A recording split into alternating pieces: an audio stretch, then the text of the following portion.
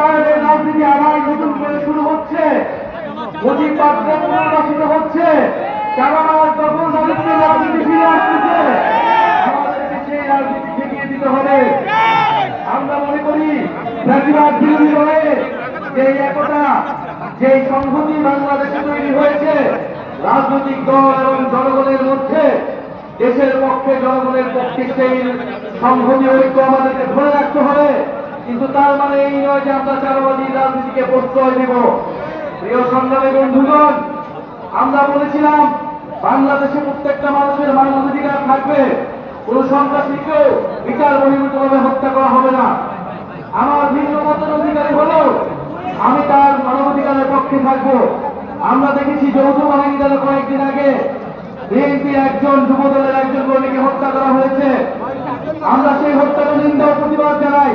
কারণ আমরা মনে করি আমরা যেমন চাঁদাবাজির বিরোধিতা করি, আমরা একইভাবে বিচার বহির্ভূত হত্যাকাণ্ডের বিরোধিতা করি। প্রিয় হবিগঞ্জবাসী, হবিগঞ্জের জনগণের পক্ষে আমাদেরকে দাঁড়াতে হবে। হবিগঞ্জের স্বাস্থ্য সমস্যার কথা আমরা জানি। আপনাদেরকে কিছু হলেই ঢাকাতে যেতে হয় বা সিলেটে যেতে হয়। হবিগঞ্জের দূর দূরান্ত থেকে গ্রাম থেকে মানুষ স্বাস্থ্য সেবা পায় না। হবিগঞ্জের তরুণরা কর্মসংস্থান পায় না। আমরা এই নতুন বাংলাদেশ করতে চাই, যেখানে স্বাস্থ্য ব্যবস্থার সকল সিন্ডিকেট ভেঙে দেওয়া হবে, যেখানে স্বাস্থ্য ব্যবস্থাপনা তৈরি করা হবে, যেখানে তরুণদের কর্মসংস্থান নিশ্চিত করা হবে, যেখানে বাংলাদেশের অর্থনীতি থেকে লুটেরা দুর্নীতিবাজদেরকে বিচারের আওতায় আনা হবে। এই সংগ্রামী হবিগঞ্জবাসী, বান্ডেল থাকলে প্রতি সেনমানিতে টাকা বাঁচবে। বিকাশ সেনমানি বান্ডেল কিনে জিতুন প্রতি লেনদেনে। আমাদের এই লড়াইটা কেবল বাংলাদেশ নয়, এই লড়াইটা পুরো দক্ষিণ এশিয়া ব্যাপী।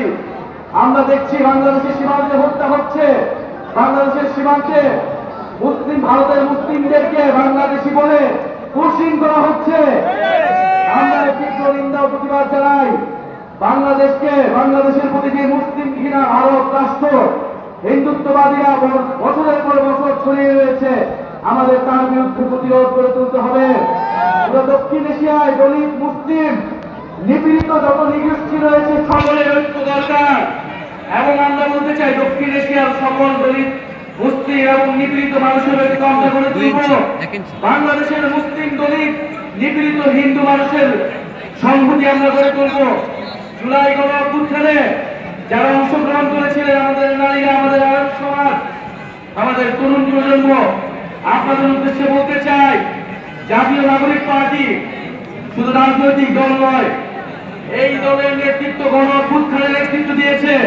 ফলে এই দল দেশের প্রতি যারা শহীদ হয়েছে, আপনারা যারা আন্দোলনে ছিলেন, সকলের প্রতি সেই দায়িত্ব আমরা অনুভব করি, দেশের প্রতি সেই দরদ আমরা অনুভব করি।